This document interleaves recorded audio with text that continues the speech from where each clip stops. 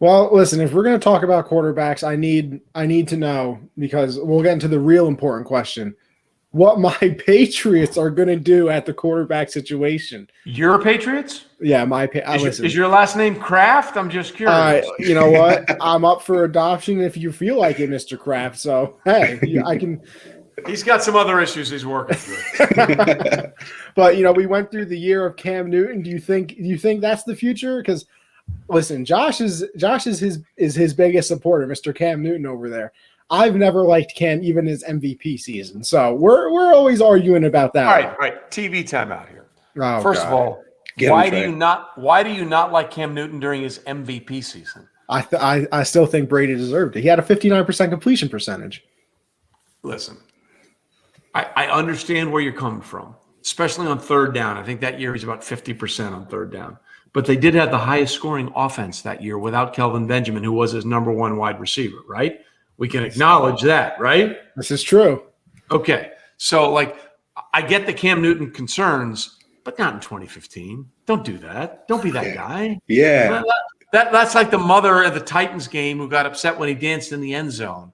And I was like, do you see what the Titan cheerleaders are doing? Why are you concerned about that when the Titan cheerleaders are doing that? So getting back to the bigger picture, I think it makes a lot of sense for the Patriots to bring Cam Newton back. Trey, how could you do this to me? I also think it makes a lot of sense to them to consider trading for Sam Darnold if they're sold on Zach Wilson in New York. For me, Sam Darnold, how do you know what he is? In 2018, it was his rookie year, so everyone gets a pass that year. 2019, he got freaking mono, so that's done.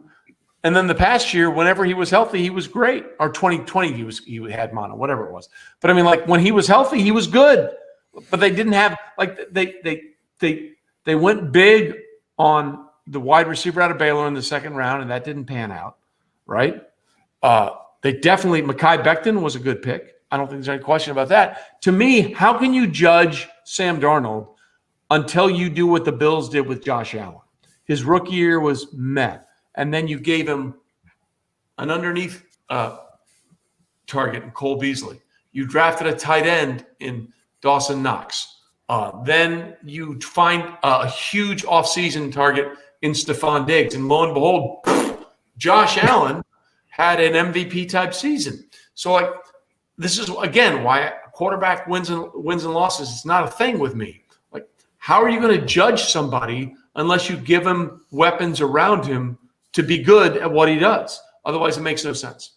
So I assume you fall into the Adam Gase category with that, where it's all his fault. Because I'm not a huge fan of Sam, but I can also agree with the fact that he had nothing, and Adam Gase should never coach in the NFL again. I don't know how it's possible he does. I'm not it's all Adam Gase's fault, especially when you have Peyton Manning lobbying for you. It's a Jets fault. The organization, not great. And I hope Joe Douglas turns it around, and I hope he does wonderful things. But if you're looking at the history of the Jets organization, it's pretty crappy. Broadway Joe, baby. Broadway Joe in 2 years with Mark Sanchez. That's what you got. That's what and a year with our boy Favre in the back. Yeah. Although they didn't make the playoffs that year. They didn't make the playoffs. So forget it.